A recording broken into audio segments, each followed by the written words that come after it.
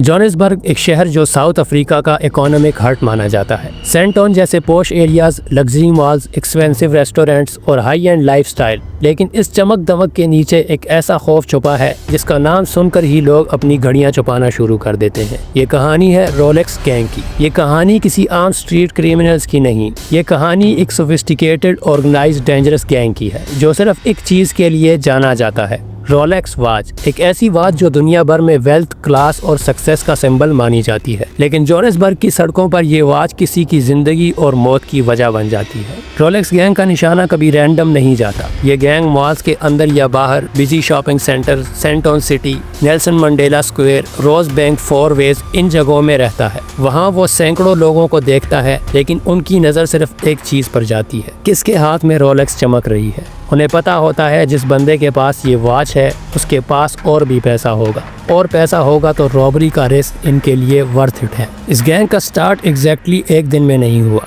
साल 2000 के शुरू में स्मॉल आर्म्ड रॉबरी ग्रुप ने लग्जरी वॉच ओनर्स को टारगेट करना शुरू किया था। पहले ये छोटी स्नैचिंग थी, लेकिन धीरे धीरे ये एक ऑर्गेनाइज्ड ऑपरेशन बन गया। सेंटोन और रोज बैंक के रिच क्लाइंट्स, बिजनेसमैन, सेलिब्रिटीज, सबके सब टारगेट्स बनने लगे। मॉल के सिक्योरिटी कैमरास उन लोगों को पकड़ नहीं पाते थे, क्योंकि रोलेक्स गैंग क्रिमिनल्स मॉल के अंदर क्राइम नहीं करते, वो बाहर करते हैं, मॉल्स के सीसीटीवी से दूर, ट्रैफिक कैमरा से बचकर, ऐसी जगह जहां विक्टिम हेल्पलेस होता है। गैंग का मेंबर पहले विक्टिम को डिस्टेंस से ऑब्जर्व करता है। विक्टिम जब मॉल में शॉपिंग कर रहा होता है, रेस्टोरेंट में डिनर कर रहा होता है या फैमिली के साथ आउट हो, तो विक्टिम को लगता है सब सेफ है, लेकिन रोलेक्स गैंग उन्हें दूर से घूर रहा होता है और विक्टिम को सीक्रेटली रिकॉर्ड कर रहा होता है, मूवमेंट ट्रैक कर रहा होता है, किस गाड़ी में आए, किस गेट से निकल रहे हैं, ये सब डिटेल्स स्टोर की जा रही होती हैं। जैसे ही विक्टिम मॉल से बाहर निकलता है, रोलेक्स गैंग का दूसरा ग्रुप एक्टिवेट हो जाता है। एक कार विक्टिम को फॉलो करती है। ये कोई पुरानी टैक्सी नहीं होती, अक्सर एक neat, clean, decent looking car होती है जिसकी नंबर प्लेट अक्सर फेक होती है। ये गैंग प्रोफेशनल है, उन्हें पता है सीसीटीवी कवरेज किस जगह वीक है, ट्रैफिक लाइट्स किस जगह लंबी होती हैं, लोगों की गाड़ी किस टाइम स्लो होती है और विक्टिम को किस जगह सबसे आसान टारगेट बनाया जा सकता है। कई केसेस में विक्टिम को सेंटोन से पिक करने के बाद 4 वेज तक फॉलो किया गया था। किसी को रोज बैंक से निकलते वक्त ब्लैक BMW फॉलो कर रही थी, किसी को सनिंग हिल में अपने ही स्टेट के गेट पर रॉब किया गया।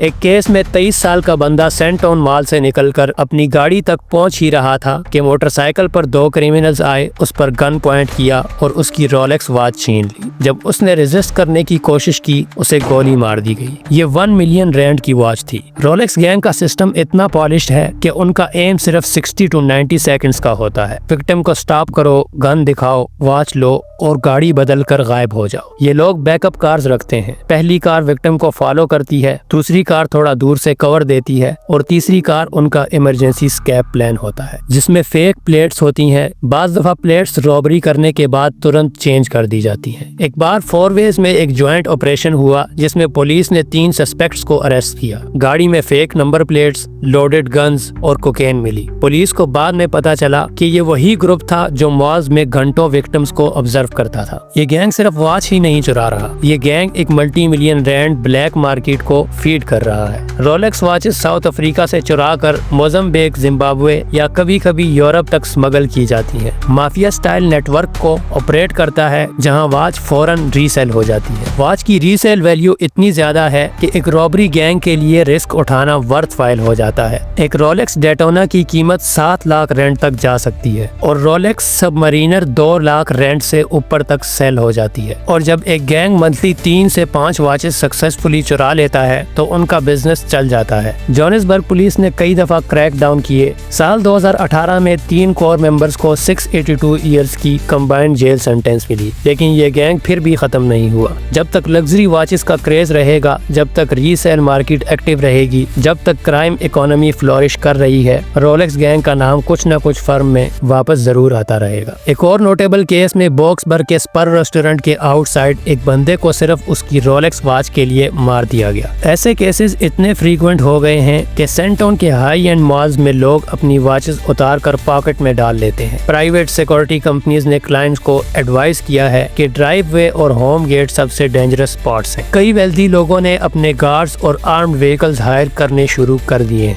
रोलेक्स गैंग का सबसे डेंजरस पार्ट ये है कि ये सिर्फ रॉबरी नहीं, वायलेंस फर्स्ट रॉबरी करते हैं। अगर विक्टिम ने थोड़ी सी भी रेजिस्टेंस दिखाई तो ये लोग गोली चला देते हैं। ये लोग प्रोफेशनल शूटर्स नहीं मगर डिस्परेट क्रिमिनल्स हैं। ड्रग्स, वेपन्स, गैंग्स सब मिलकर एक डेडली कॉम्बिनेशन बन जाता है। आज जोहानिसबर्ग में रोलेक्स गैंग सिर्फ एक गैंग का नाम नहीं, ये एक वार्निंग है, एक सिंबल है कि लग्जरी का दिखावा आपकी जान से महंगा पड़ सकता है। इस केस से ये भी पता चलता है कि अर्बन सिटीज में क्राइम कितना ऑर्गेनाइज हो चुका है। क्रिमिनल्स के पास सर्विलियंस, व्हीकल्स, स्ट्रेटेजी सब कुछ होता है और विक्टिम के पास सिर्फ एक चॉइस होती है और वो है अवेयरनेस। अगर आप जोहानिसबर्ग के सेंटोन, रोज बैंक, मेलरोज आर्च, फोरवेज जैसे एरियाज में रहते हैं तो रोलेक्स या कोई भी लग्जरी वॉच पहनते वक्त ये याद रखो, कोई दूर से देख रहा होगा, कोई आपकी घड़ी की प्राइस गूगल कर रहा होगा, कोई आपके पीछे स्लो स्पीड में चल रहा होगा। और रोलेक्स गैंग को सिर्फ एक मोमेंट चाहिए होता है, सिर्फ एक सेकंड और जिंदगी पलट सकती है।